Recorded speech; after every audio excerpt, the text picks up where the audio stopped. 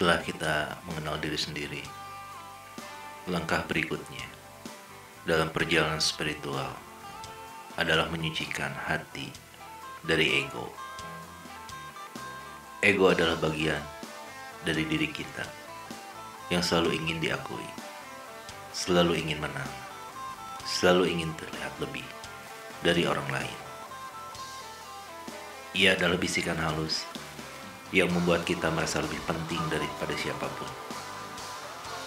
Kadang ego menyamar menjadi ambisi, gengsi, bahkan kebaikan palsu yang sebenarnya hanya untuk mendapatkan pujian.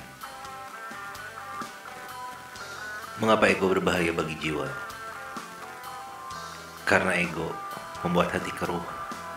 Ia seperti debu yang menutupi kaca. Semakin tebal debu itu, semakin sulit cahaya masuk. Begitu pula dengan jiwa kita. Jika ego menutupi hati, maka cahaya kebijaksanaan, kasih, ketulusan tidak akan bersinar.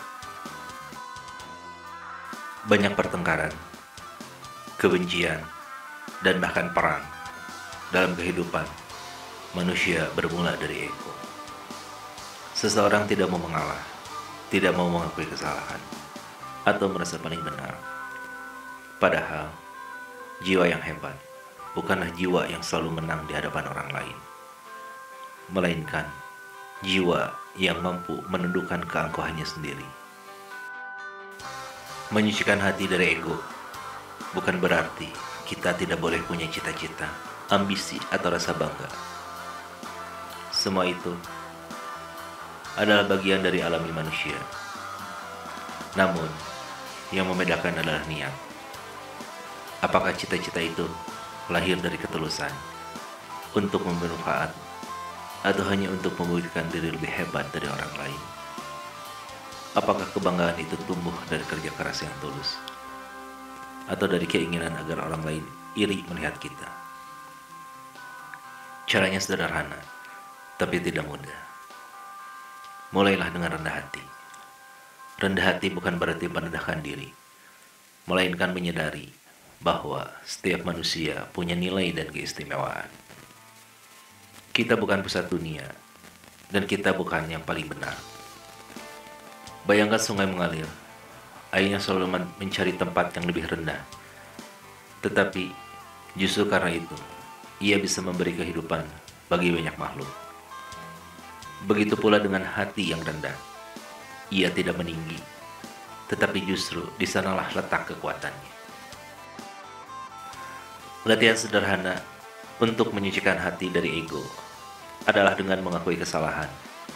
Saat kita salah, beranilah mengatakan salah. Itu bukan kelemahan, melainkan kekuatan. Jiwa yang besar bukan jiwa yang tidak pernah salah, tapi jiwa yang berani belajar dari kesalahannya. Selain itu, biasakanlah untuk memberi tanpa pamrih.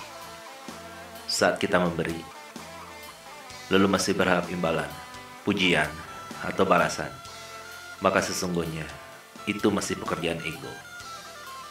Tetapi ketika bisa memberi dengan ikhlas, tanpa peduli siapa yang melihat, maka hati kita perlahan menjadi bersih.